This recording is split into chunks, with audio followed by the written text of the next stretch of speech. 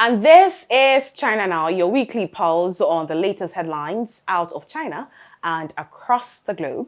I am Makiza, Latifa. Welcome to the show. Let's kick things off with China Currents, your essential news roundup with Chris. Coming up, a shock move from the US as Harvard loses its students an exchange visitor program certification, cutting off international students' enrollments, while Chinese universities waste no time extending their own invitations. Tech giant Xiaomi makes a bold play, unveiling its first self-developed 3-nanometer smartphone chip. And in Africa, a new symbol of partnership as the China-built Ndjamena Stadium opens its doors in Chad. And at sea, China's Fujian aircraft carrier wraps up its 8th sea trial, edging closer to frontline duty. It's all happening, and it's all right here on China Now. Let's get started. China Current is a weekly news talk show from China to the world. We cover viral news about China every week and also give you the newest updates on China's cutting-edge technologies. Let's get started.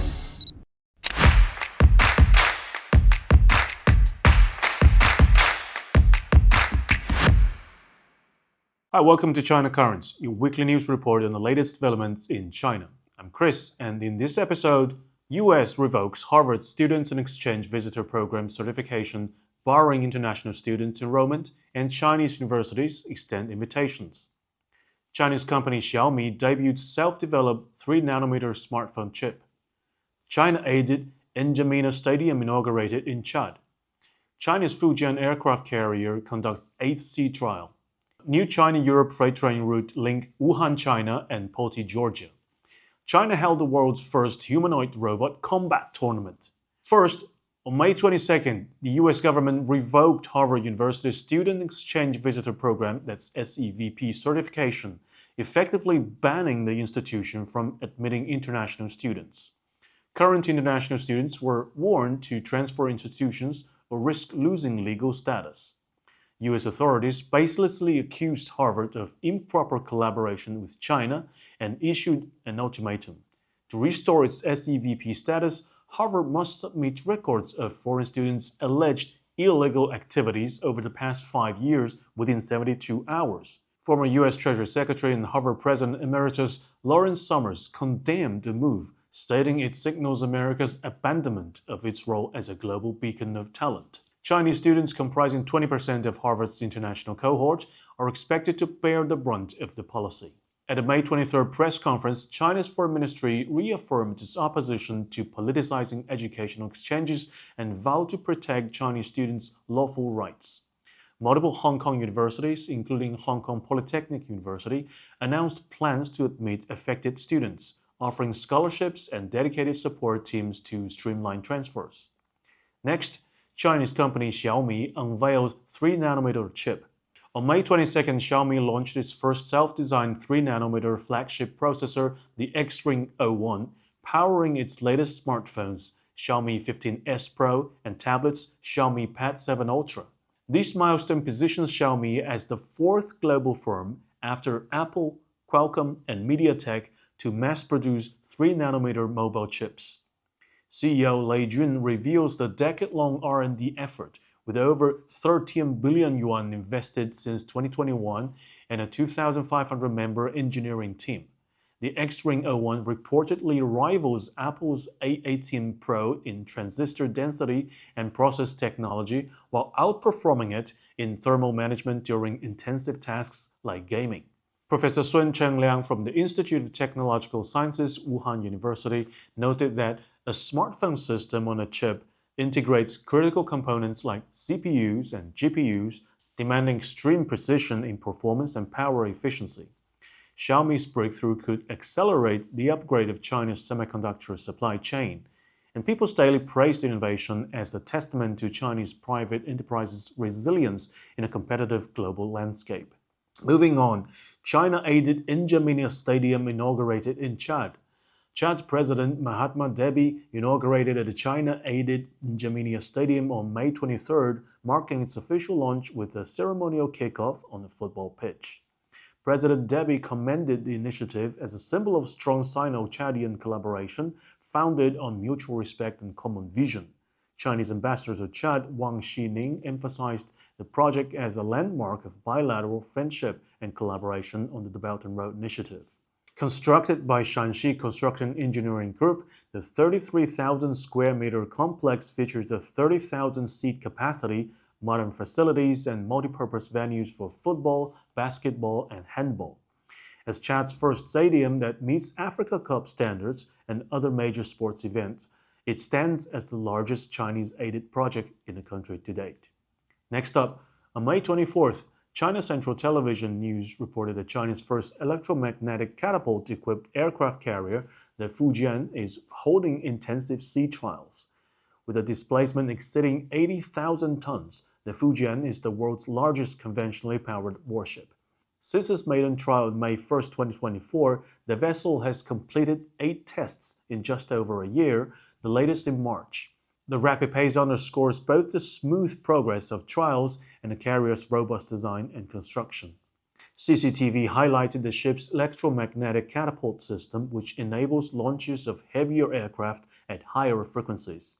With a catapult carrier, fighter jets can take off with full fuel and weapon loads, directly enhancing their combat effectiveness. The system's adjustable launch power also supports diverse aircraft, from transport planes to drones to early warning aircrafts, enhancing operational flexibility. Chinese military affairs experts Chao Wei-dong stated that Fujian will significantly bolster the Chinese Navy's capabilities in coastal defense and long-range maritime operations. Expected to enter service by late 2025, the carrier will usher China into a 3-carrier era.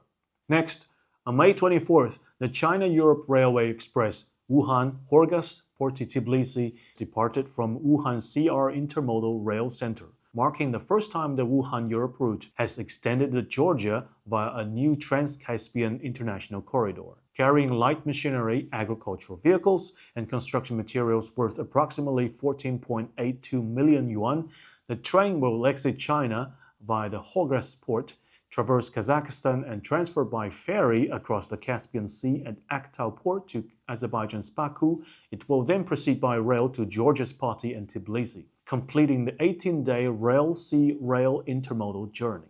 The new route represents a strategic expansion of the China-Europe Railway's southern corridor, enhancing supply chain resilience and reinforcing Georgia's role as a pivotal Silk Road hub at the Eurasian crossroads.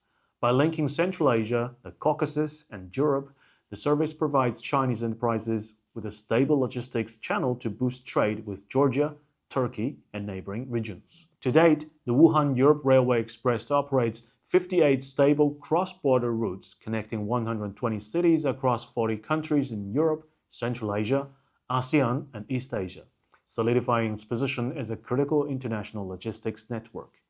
Moving on May 25th, Hangzhou hosted the inaugural Global Humanoid Robot Combat Tournament, featuring fierce battles between 4 teams using Unitree G1 robots.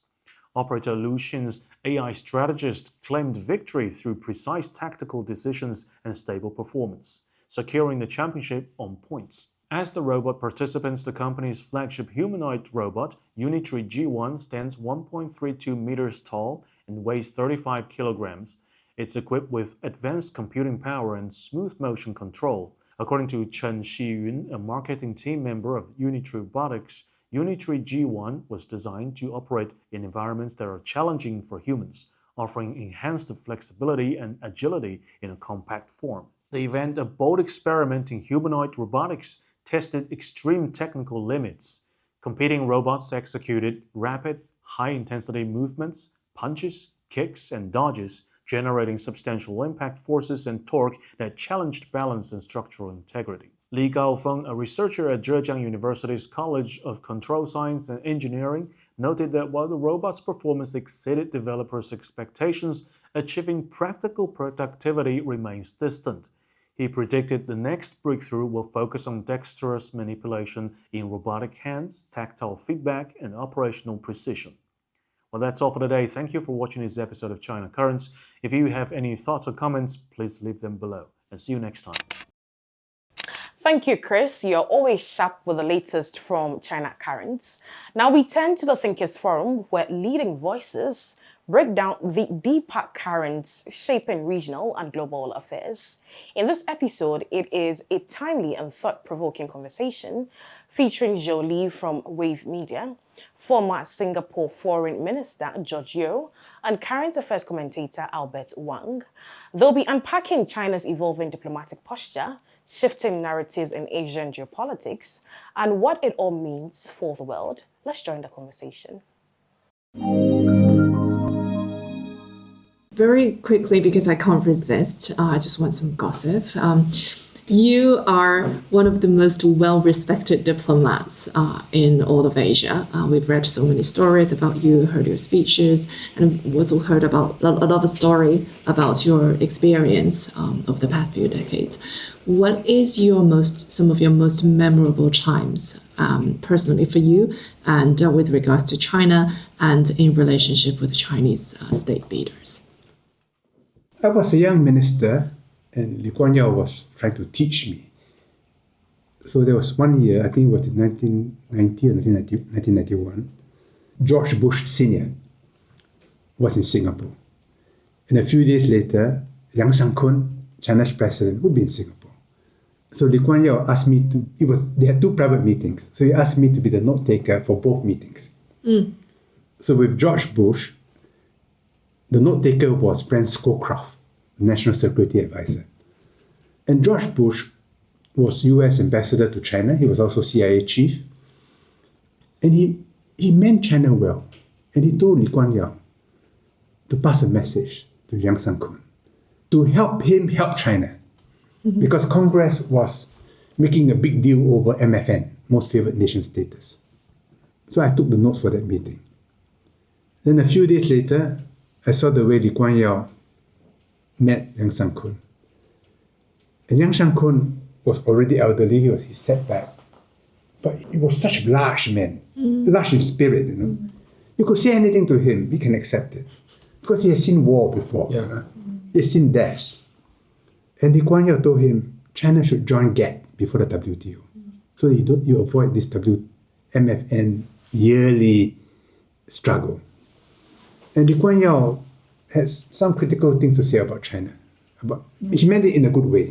Yang Shangkun took it in a very relaxed, big-hearted way. I still have the notebook where I kept notes of both meetings. I'm a very bad note taker. I don't write detailed sentences. I just make a few points. Then I write it up. That to me was a great privilege to watch two meetings. And Lee Kuan Yew was respected by both of them. And he did not behave as if he was the prime minister of a small country.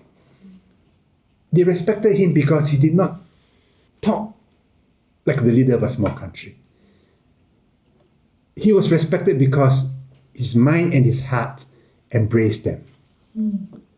So that was very impressive. I was at that time, 1991, 54, 37 years old. And it was a privilege to have been asked by Lee Kuan Yew to be his note taker for both meetings.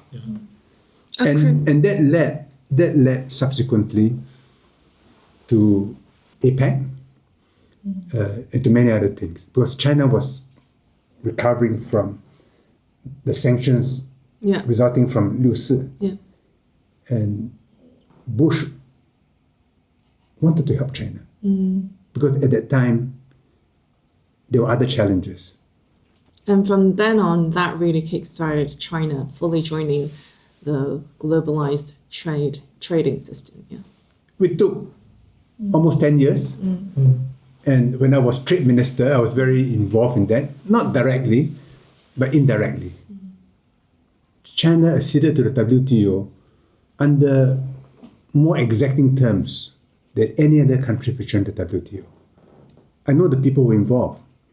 Bob Zoellick, Pascal Lamy, and they were negotiating for the US, for America. Japan had its interests. Other countries had their interests. And they were all afraid that China will swamp them with cheap manufacturing. So they gave China developing country status, which China deserved. But there are all kinds of constraints. They didn't recognize China as a market economy. After China joined the WTO in Doha, I was there. Xi Guangsheng, Long Yong-tu, they were all there. Everybody clapped. The following day, Taiwan also joined. It was part of an agreement. A few years later, Singapore, New Zealand, Chile, and Brunei established the TPP. I met Xi Guangsheng. I said, "Why don't you join the TPP?" He said, "China already gave in so much." So when people today say that they should not have allowed China to China took join advantage and they didn't realize that they pushed China to the limit for its accession to the WTO. No one knew, not even China, that China would continue to grow steadily over the next 20 years. So that by the beginning of COVID, at the end of 2019, China's economy had grown 7 times in PPP terms, 9 times in renminbi terms, and 11 times in US dollar terms. So China became very big. And during the global financial crisis in 2008, the G7 could not create sufficient global demand. So the following year, Gordon Brown hosted a second meeting in London. And then all 20 countries agreed to coordinate fiscal and monetary policy. And China introduced a 4 trillion yuan budget. And after that, I read the report. In 3 years, China poured more concrete than the US in its entire history. China was building everywhere to spend. It helped. So the global recession was shorter than it would have been otherwise. But it created enormous distortions in China. And it took China many years to smoothen out those distortions. even until today. Even until today. Yes. So part of the property boom had its origins There. in those days. But China also developed infrastructure. I went to Xizang in 2009. And before I went up, I called on the vice president, who was Xi Jinping. He said, "It's good that you're visiting Xizang." It was after the Olympic Games. And I was the first foreign minister to visit Xizang. And then they brought me to a Nongming house. Then on top was a satellite dish. It says, "Donated by the State Council and the Communist Party." Okay. I said, this is part of the 4 trillion renminbi budget. The satellite dish is for what, TV? What was Well, to receive satellite communication, television, radio, whatever. Oh, okay. But China was spending. Yeah. And China could spend at the time. But China's economy at that time, I think it's 1/3 China's economy today. So today, if there's another global financial crisis, Yes. without China, the world will go into a deep recession. And US Treasury knows this. So even under Biden, Yellen was very careful to keep links with China, with Wang Qishan and so on. And Wang Qizhan, because they knew that if there's a crisis, the US and China have to work together. And the US knows that the position of the US dollar as reserve currency requires China's cooperation. Right, we continue now with the next phase of the Thinkers Forum. And this promises to be another fascinating exchange. Joining the conversation is Cao Zhangwang, a respected Chinese international scholar and the founder of the Academia Group, alongside Thomas Podge, the renowned German philosopher and professor of philosophy and international affairs at the Yale University. Together, they'll be diving into global equity, ethical responsibilities in international relations, and the philosophical underpinnings shaping China's place in a rapidly changing world. Let's get right into it.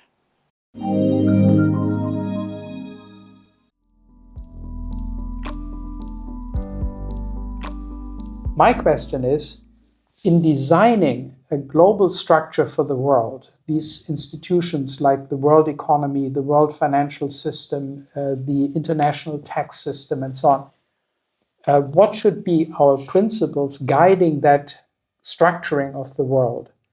And here I'm saying, if you are really a Rawlsian, which I'm really not, but if you are a Rawlsian, you should again emphasize the position of the worst off. We want whatever influence the global institutional order has on the world to be influence that favors the bottom position, that raises the bottom position as much as possible. And so that would be what I think a consequential Rawlsianism would imply at the global level. So why did you, normatively or philosophically, how did you come up with that statement? How's your process of argument that that kind of war will be better than maybe Trump wants a very unequal world? What's the argument behind all this? Yeah, the argument is, again, my work is really is a two-track work. A lot of the work that I've done is simply within the Rawlsian enterprise. So I'm saying, if you accept Rawlsian kind of approach, Rawlsian normative thinking, then you have to work it out in the correct way. You have to follow the argument to where it leads. So on that inside track, I would simply say I accept Rawls's argument, the original position, the two principles of justice, the focus on the least advantaged, and so on. And I'm applying that argument internationally. Now, of course, somebody can say, but internationally, there are many different cultures, they have different considered judgments, different intuitions. All that is true.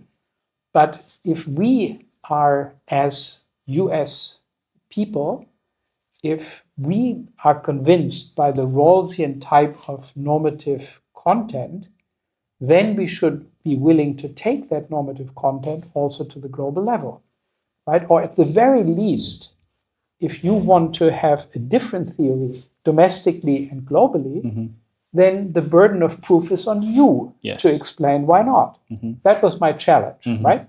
So if you are a Rawlsian domestically, you have to explain to me why you don't want to be a Rawlsian, have the same demands on international or supranational structures as you impose on domestic structures. Now, from the outside, I would not be as confident that the full menu of Rawlsian ideas should be globalized. And the reason, of course, is cultural diversity, right? So some of the considered judgments that Rawls relies on for his theory are ones that are not deeply entrenched in other cultures. So what I would say in my own voice at the global level is we should have a more minimalist theory of global justice, something like a theory that requires that global institutions must be designed so that all human needs are met. Some people would say human rights, some people would say human needs, some people would say capabilities. It's all the same thing, more or less. There are certain basic things that every human being should have, and any global order that avoidably fails to provide that, to ensure that for people, is morally defective. That was my main claim in the book, World Poverty and Human Rights. Yeah, thank you. So can I understand in this way is like there should be no hypocrisy. There should be no exceptionalism. Because what Trump is pushing, and I think for a lot of American presidents were pushing, like maybe not so explicitly, is like, I want it one way in America because we are a guided city by the God. We are a provided city by the God. But on the international, we will do whatever it takes to make sure we have that kind of exceptionalism on the states. Yeah. So if Trump is saying like, I will be a good student of Rawls on the states only because it can only happen after we achieved international hegemony, after we exploit all the other countries to ensure we can be just domestically. How would you argue against that? Yeah, so this is very good what you're saying, first of all, and very, very much to the point. So philosophically, there is a double standard. That's how I would call it. Yes. And it is that double standard that I was attacking. But I talked many, many, many hours with Rawls after I finished my PhD. And this exceptionalism that you bring out was deeply ingrained in him. He was not just a philosopher, he also studied history a lot. He was a great admirer of Abraham Lincoln, for example. And he had a very fundamental emotional belief that America, for all its faults, for all the terrible things it has done, America will always, in the end, come out on the right side. And that is not true of Germany, that is not true of Russia, that is not true of France. There is no other place that you can rely on to find the way forward. So he was very much against the Vietnam War, and he understood how horrible that war was, how many millions of people it destroyed and killed. He was not a person who didn't accept that. He acknowledged that, he understood that. But he said, look, we overcame it. The United States rid itself of Nixon, of that war, and we, in the end, after a long struggle, we managed to move forward. And what he would say now about Trump is, of course, is another question, right? But he would have thought maybe there can be something like fascism in America, maybe that can arise, but it will be defeated. He was a real optimist about America, and maybe understandably so, given how he grew up and given the experience, that historical experience of America in that period. And if you think now from the present point of view, if we have hope for the future, where do we place that hope? What is the progressive force in the world that can make sure that we survive the next century and can take humanity forward in a peaceful, harmonious way? I would say China is much more likely to succeed in that task, and I think that we would be in real deep shit if we didn't have China at this point. But that's not a view that Rawls would share, I think. Rawls would, if he were still alive, would probably think that just wait. Trump is horrible, but just wait and America will get it right again. Yeah, I think that kind of thinking is pretty much rooted in the generation of American who has been through World War II. The American was portrayed as the big savior of the mankind, more or less, I would say. But when they do that, they exclude Soviet Union on that narrative. So and they also exclude a lot of what they did in the Second World War. The history is very one-sided, So you were saying if we need a rewriting of the global order to achieve a more just world, we will need, like you say, institutional changes instead of like I was saying, I was mistaken.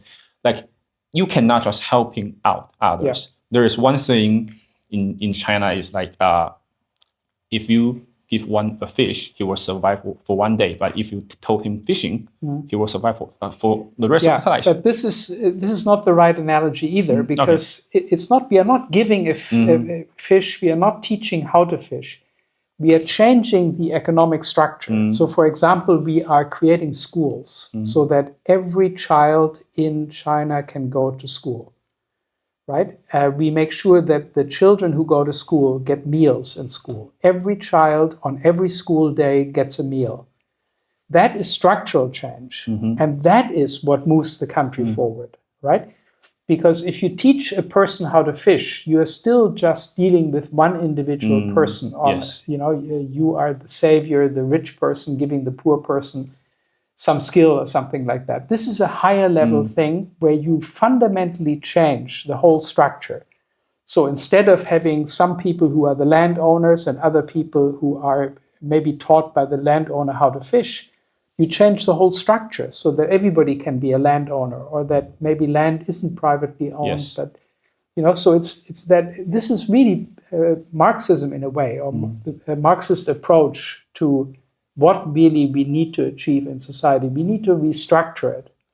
So you have envisioned these kind of institutional changes in so many ways. You have proposed this idea of global resource dividend, and the Health and Ecology Impact Fund. Could you explain to our Chinese audiences what exactly do you envision in those programs? Yeah, these ideas, they bring out that, often when we look at the world, we take its fundamental features for granted. Yes. And what I try to do is step 5 steps back and say, it could be very differently organized. So let me start with the global resources dividend, right? Resources are the fundament of the entire economy, right? Without resources, you cannot do anything. Yes. So you need minerals, you need energy and all this stuff. Now, these resources are currently said to belong to the countries. Where they are. And that, you might say, should be challenged, right? Why should a country, simply because it happens to be in a certain location, why should it own all the oil or all the copper that is in that location? So, but the fundamental problem is that in our world, these resources are exploited by elites. So the Saudis sit on the oil, and it gets refined, it gets sold to Exxon or to Shell, and elites are using these resources, and the benefits go to the shareholders of Exxon, to the Saudi elite, but 99% of the world's population see nothing from these minerals.